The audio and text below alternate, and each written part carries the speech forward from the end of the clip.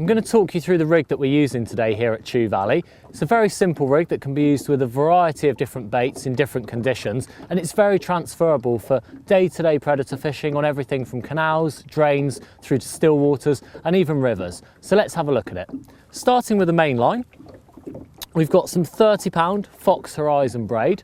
Now I prefer a braided mainline when I'm predator fishing because it means you can set the hooks a lot better due to the lack of stretch within the line. If you're going to use a mono line, I'd recommend between 15 and 20 pounds for pike, which may sound very heavy, but with predator fishing, you're casting big, heavy baits, heavy weights, very often into snaggy swims. So it makes sense to gear up to deal with the fish that you're catching. So let's move down the rig a little bit. To begin with, to hold the bait at the depth that we're fishing, in this case, we've got a stop knot. You can either use a power gum type stop knot or a braid or float stop to control the depth at which you're fishing. Moving down the rig, we've got our float.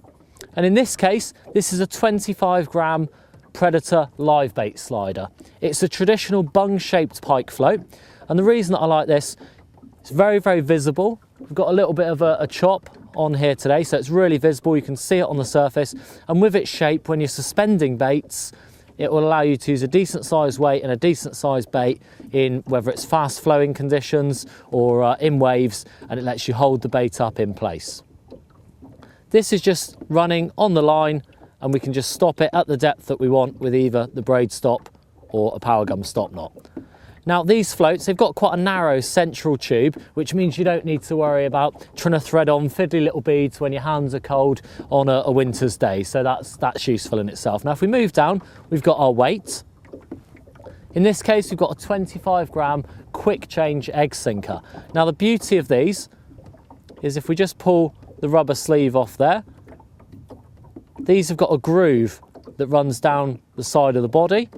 And that just means that you can take them off and change weights to suit the conditions. If you're having to put a bigger bait on and the float won't support it, you can switch down to a smaller size, or if you're struggling to hold the bottom, you can switch to a bigger one. So that's really, really useful. It saves breaking the rig down. And on a cold winter's day, the days are quite short and you want to make the most of your fishing time. So that's helpful. Now we've just underneath the rubber sleeve here, we've got a snap link.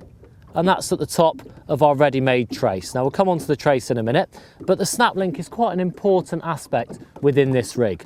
Now the reason that we don't just have the wire trace tied straight to the braided line is a lot of predator fishing is conducted on waters where there's going to be steep banks, they could be muddy, it could be slippery, and the last thing you want when you've got that big pike in the net is to be trying to drag it back up the bank in the net and you've got the rod in one hand and the net in the other. That's when accidents happen, that's when rods get broken and fish can even get damaged, and of course we want to avoid those incidents. With a snap link, when you've got the fish in the net, you can simply take the swivel off the snap link and then leave the rod safely, put it out the way, and then deal with the fish, which obviously when it's on the bank has to be the #1 priority.